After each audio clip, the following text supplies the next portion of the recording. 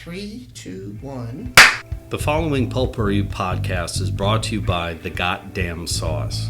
Go to thegdsauce.com for details to order all the sauces to replace your ordinary condiments.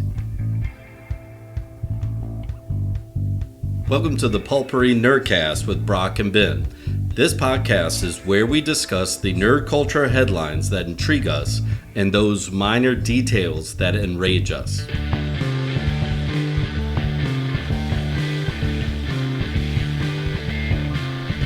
We'll start off by saying Miss Minutes.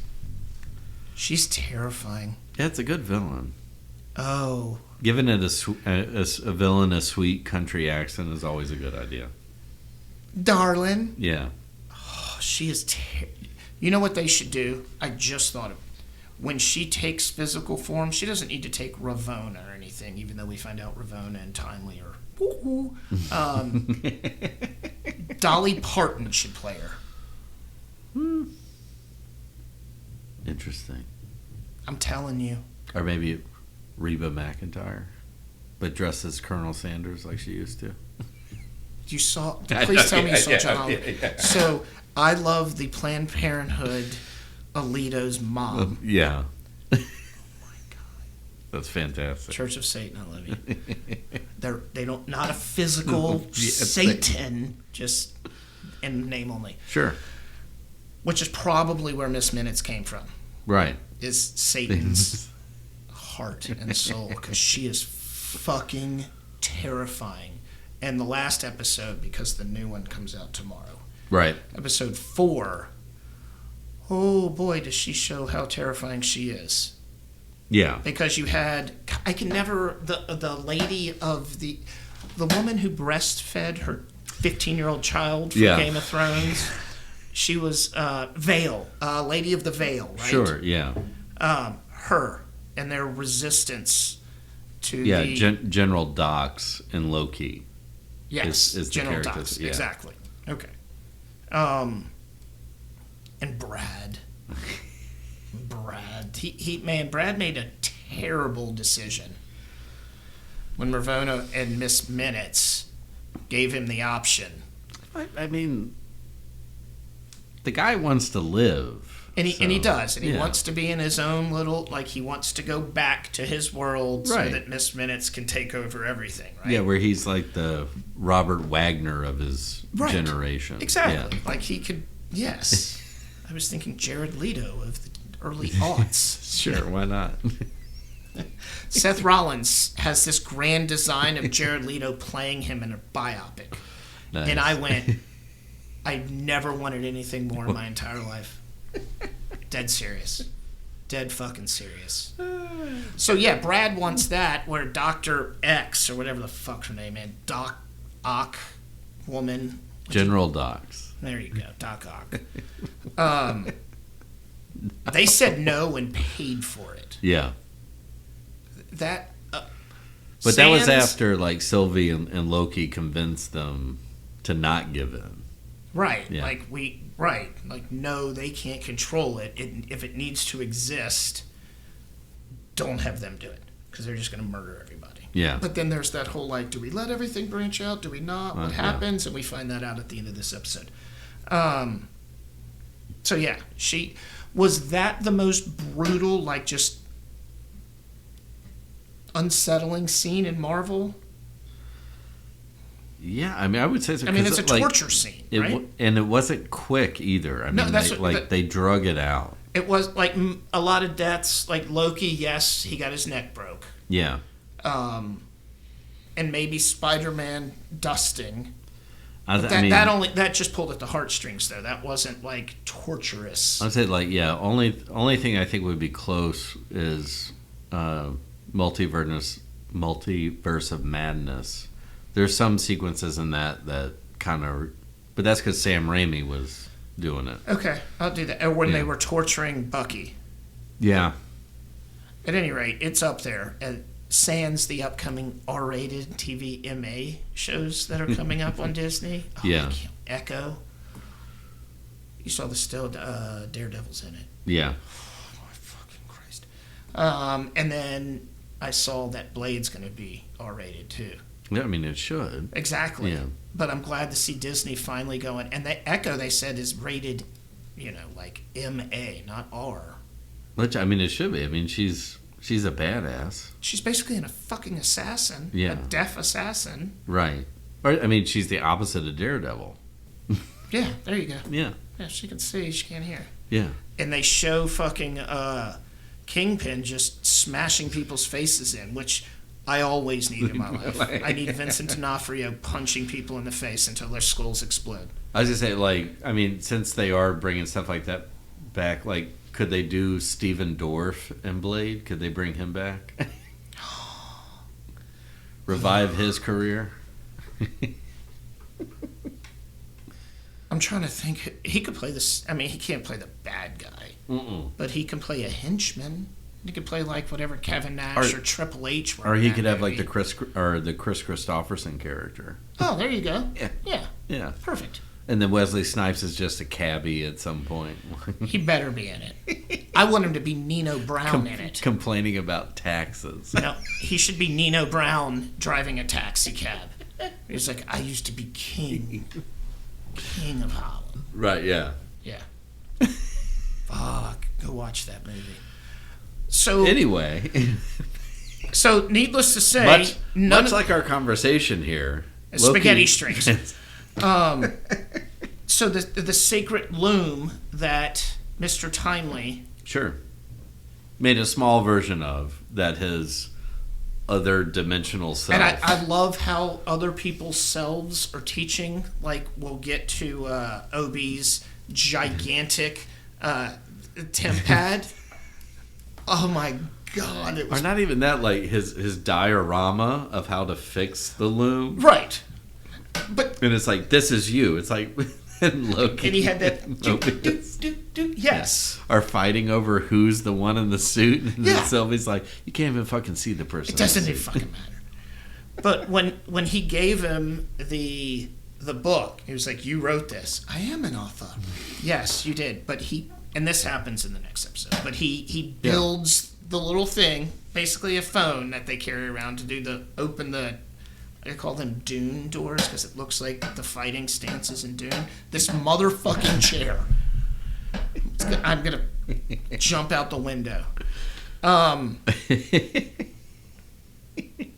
his is huge. Yeah. It's I don't know what it is, but it's hilarious. It's like the first big supercomputer, or how cell phones started out. Yeah. And he just built this fucking thing. Awesome. Well done. What was it? I saw was it Facebook or Twitter? There's a picture of an old ad for a mobile fax unit, and it was you had to put the phone. It was this whole thing that it was lengthwise and you had to put the phone on those. And it had that fax. It had a keypad on. Yeah, exactly. And you did. You had to put the phone in what looked like headphones. Right. Yeah. And then that's how internet started. It would scream at you when you turned it on. When you turned AOL on, that everybody had a free CD. Sorry, I'm off topic. So needless. We'll just jump to the end. Everything explodes and goes into spaghetti, and the universe ends. Yeah. Well, and then except Loki. Well, and then there was last week's episode. Correct. Where we're back at Loki shifting between times. What did OB call it? Time shifting? Time splitting? Something like that. But then it becomes an Ocean's 11 episode where he's that's got what I'm saying. Figure out how to get everybody back so that they can get the aura back, and he could figure out basically how to control his time slipping or whatever. But then, and then in theory, doesn't that mean he can control the time strands? You're jumping at it. You got straight to the end. You went for the gusto. At the end, we got 5 minutes left, and you went, we'll just end there. Yes. He says he figures it out.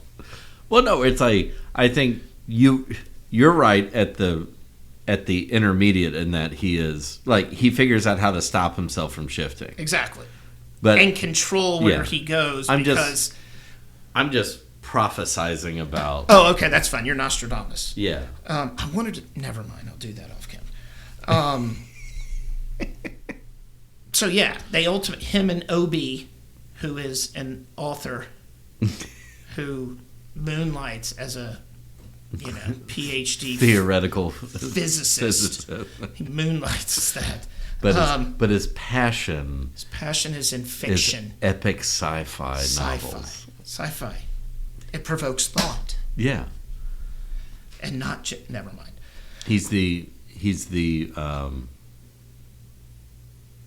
George R.R. Martin. He is of science. Yes. Yeah. It could be worse because Casey is Frank, who escaped Alcatraz. And Mobius is who's always looking to scheme. Like, we can jump anywhere, like in a bank vault. Right. And he's like, wait a minute, I'm not going to steal the TemPad. I mean, come on now. Yeah, he is a sleazeball, which is the exact opposite of what he... Right. And I'm assuming they're setting that up of, like, they're going to expose how they alter their personalities, right. too. Like the God, I can never remember her name. The army military soldier is a pediatric doctor. Yeah. And wait, I wrote it down. How did I know? Mobius sells jet skis. Well, but going back to the agent, it's like they were all like numbered or something like that. Yes. I was taken aback when they went into her story. Like that actress physically conveys that change so well. Mm-hmm. Like the whole first season, like she's this intimidating hard ass, and then they cut to her in that hospital and looks like the sweetest fucking person in the world. And they've slowly done that, like 2 episodes before, when she was like, "We're just gonna kill everyone," right? And yeah, she. But good. I mean, like that's not an easy thing to convey that. Sorry, like physically. Ranger scored again. Yes, and wish I didn't watch Orange Is the New Black. The wife did, but she hasn't said anything. But I want to. And was she in that?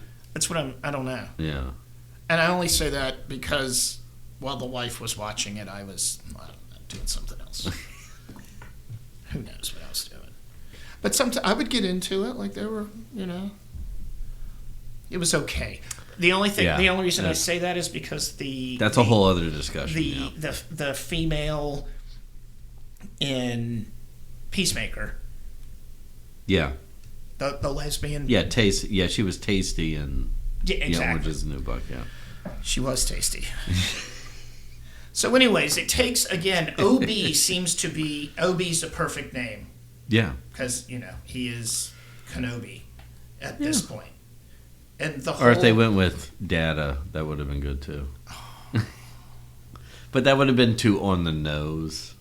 Right. I think OB's to harken back to Goonies, but yeah. Yeah. What did they call him in Indiana Jones? He was just the kid, right? Short Round. Yeah. We could have called him Short Data. No. But his whole were the pins. We need to put it here. Yeah. Get the aura, which he's the physicist here. So it does. It becomes like a heist show where he has to get everybody back. Yeah. And he does. But then they don't know what to do. And they don't know what to do, and everything fucking goes to shit again. The world ends. And I'm assuming the point is Loki needed to figure out why he's doing what he's doing, which is what Obi told him earlier, in order to control it, and it's Sylvie.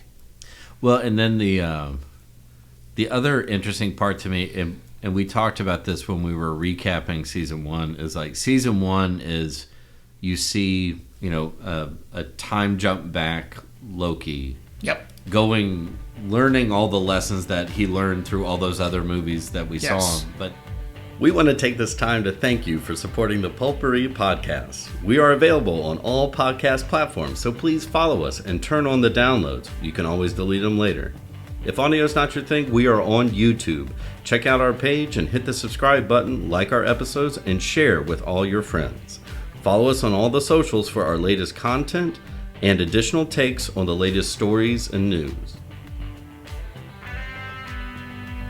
If you need a change for your taste buds, go to thegdsauce.com and change the way you think about the way you eat. From their signature goddamn sauce to their ghost pepper sauce, they have everything you need to rethink condiments. Help support an independent business by getting rid of your same old condiments and boss up with the goddamn sauces. Matthew Perry. Here you go. Cheers. Rest in peace, my brother. That was shocking. So, yeah. A couple of things. First, it was, oh, fuck, man, that's a good guy. Like, he couldn't have died, overdosed, or anything crazy like that. You know, apparently it was because he got his COVID shot. Oh, really? So that was. I mean, I don't know how that operates with. That was a talking point on people recovering from opiate addiction. On that thing. So, anyway, we were just going through. Rest in peace, brother. That sucks. I feel bad for your family. You're in a better place now. Yeah. Dead serious. In his hot tub. Yeah. Well, at least he was relaxed. Yeah. Yeah, that's what I'm thinking too. I'm hoping. Not on dope, just relaxing, enjoying life. Well, or, you know, if it was his last round, hopefully it was a good one. Oh, I'm sure it was. Yeah. Okay. But at any rate, man. Oddly enough, like in my mind, his whole thing was his post-Friends career was good, or shows that could have almost been amazing if certain, like, not under his control. No. But like he was never 1A. He was never the main character, as the kids would say. No, but like I look at, and it's always one I think of, like Studio 60 on the Sunset Strip. I remember that. Yep. Like the first half of that was like amazing because it was this whole, like, you know, behind the scenes of Saturday Night Live, and it was serious, but it was funny. But then it took a weird fucking turn, as many Aaron Sorkin shows do. Well, that's because he gets cute. Yeah, it got off the rails real quick. Go on. I love that show. I didn't watch it a lot, but yeah.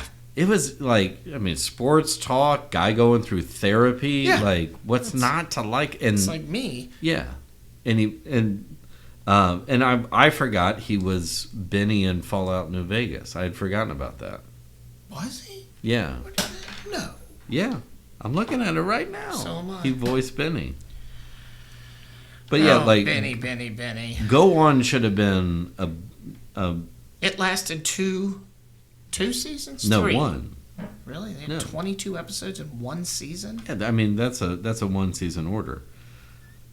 I guess you're right. 12 and 13. That's normal for TV, which is not so much anymore. And it's one of those, like, you look at the cast and then, like, it's like, oh, I know that guy from that thing. I know that guy from that thing. It's like Parks and Rec. Every one of those people are amazing. But it wasn't successful. But yeah, what was the other one? That was a fantastic. Community? No, he went on Community. No, I'm just saying that was another one of those shows that... I love that show. That's what I'm saying. Those two shows alone, and everybody in those shows were... Oh, he was on an episode of Scrubs. Yeah, it was a really good one where they try and reunite him with his dad, and he hates his dad. Yeah. Well, and that's the thing. The like John Larroquette Show. But he was... Deadly Revelations. Oh, man, when you go deep, Beverly Hills 90210. He was on an episode. His name was Roger Azarian. But he was... and I still say, I mean, it was cheesy, but Fools Rush In was a good movie. Yeah, of course. Almost Heroes, which was Chris Farley's last movie. I was just looking. Really stupid, but... Well, I mean, all of Chris Farley movies were really stupid. Yeah. But he made them work. That was his genius. That was his superpower. Yeah. He was here to make shit awesome. But Matthew Perry nailed the whole... You need some dude to be dry, sarcastic, He fucking had it. And a little soft-brained. Yeah. Yeah. I mean, not like Joey soft-brained, but... But then when naive. Would also acknowledge his own stupidity. Yeah, super self-aware. He mastered that character. Yes, he did. Yeah. It's a shame that some people get away with character acting like that forever. He was still a good man. He had issues. Yeah. Major issues. Rest in peace, my brother. Yeah. All right. We'll do Invasion real quick. Fill me in. How far did you get? About halfway through this season. Or to where the mother lost another kid, and then it was just she like, gets I got the fucking kid back. Okay, and she turns into fucking Sigourney Weaver and aliens, and I don't really give a shit. Right. Don't care. It just happens that her son can talk to the fucking things. I did, where it's like they were building the soldier character line to where like her love interest. No, he's just. No. I'm talking about the dude who goes back to the small town where Sam Neill's buried in the sand. No. That one doesn't work out well. No, none of that. Nothing. All right. It's the kid and the Japanese scientist. The army guy. Yeah, that's what I'm talking about. Okay, yeah. No, he's... not he's fine. Not George Clooney of the Woods. Yeah, no, fuck that guy. Fuck those kids. Like, great, you could talk to these aliens. Have a nice fucking day. Yeah. You could tap into what amounts to a hive mind. But yeah, so the Masuki, I always fuck that up. Masuki. I think that's close. And then, close enough. And then Bangs is what I call the other girl because, so you didn't make it. You know who I'm talking about. Yeah. It's Bangs.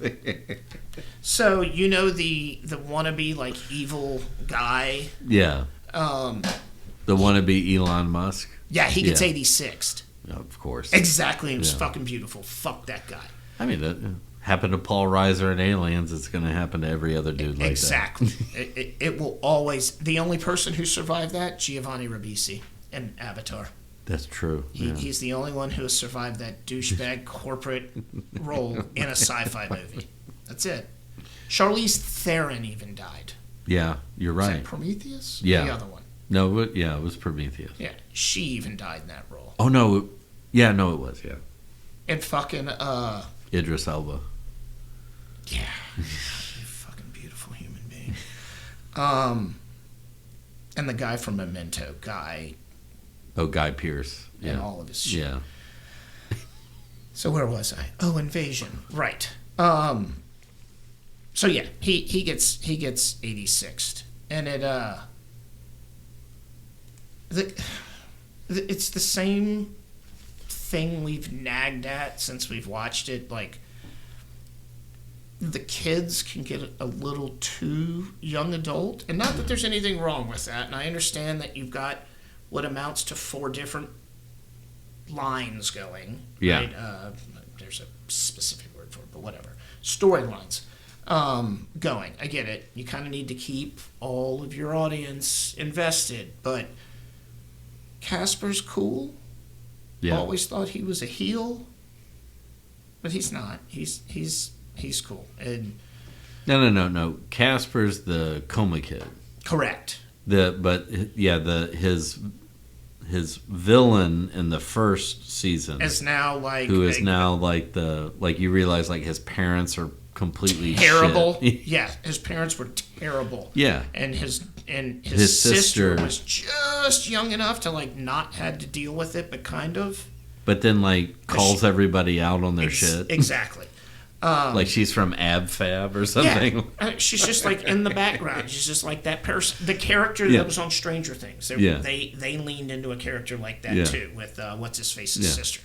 But you're fat and stupid. Yeah. So again, young adult stuff and the love triangle, but it all boils down to Casper does not like he cares, but he doesn't because he's fucking that. And then what's his name? The black dude and who go back looking for. They're the ones who ultimately end up in like a military base and figuring out what the fuck is going on. Right. Which is it was interesting to see her figure that out with him.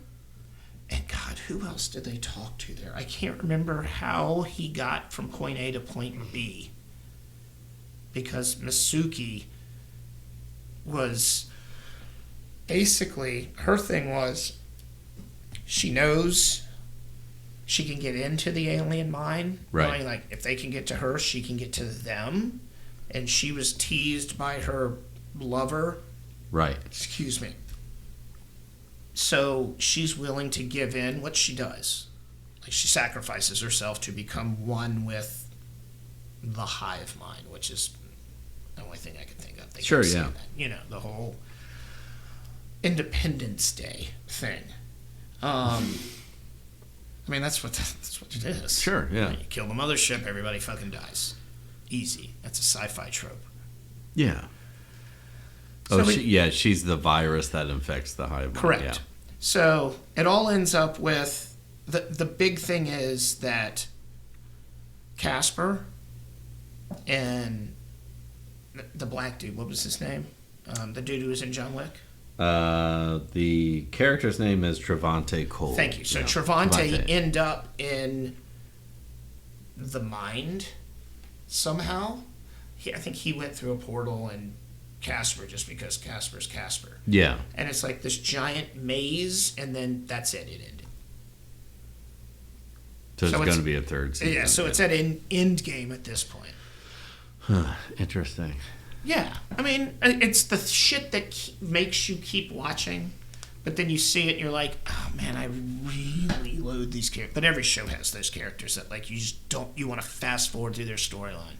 Yeah, but I also feel you kind of touched on it, and I think it kind of classifies. There's certain elements of it that, you know, if you are a sci-fi fan, you've seen time and time again. You got to change it up just a little bit. Yeah. Like the whole alien invasion, you know, like certain people are special. Like it's been beat into the ground. Right. I get that their gimmick was from 4 different perspectives, but now that all of them are coming together for Endgame, it's like Heroes season 1 or 2 when they finally got to the cheerleader. Yeah.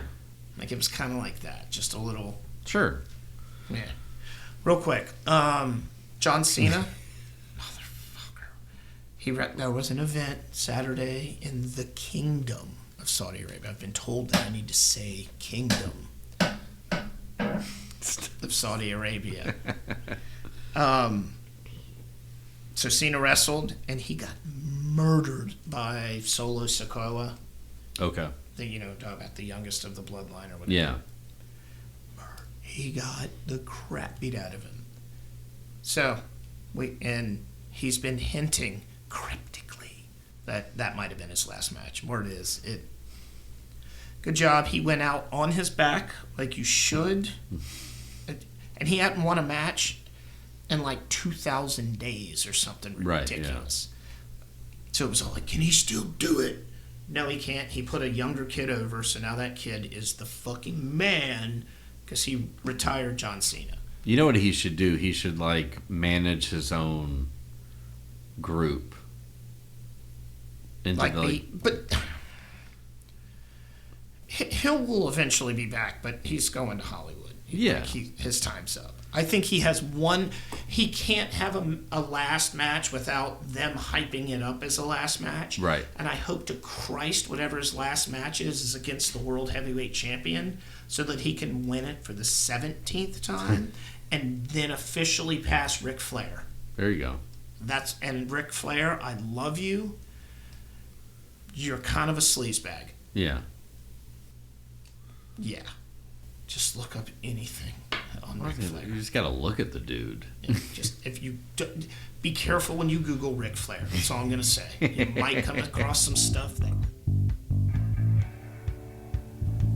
The following Pulpery podcast is brought to you by The Goddamn Sauce. Go to thegdsauce.com for details to order all the sauces to replace your ordinary condiments. Pulpery is a privately produced podcast by Brock Ryder and Ben Grimmie. On social media and photography by Beck Ryder. Original music by the Heisenberg Compensators.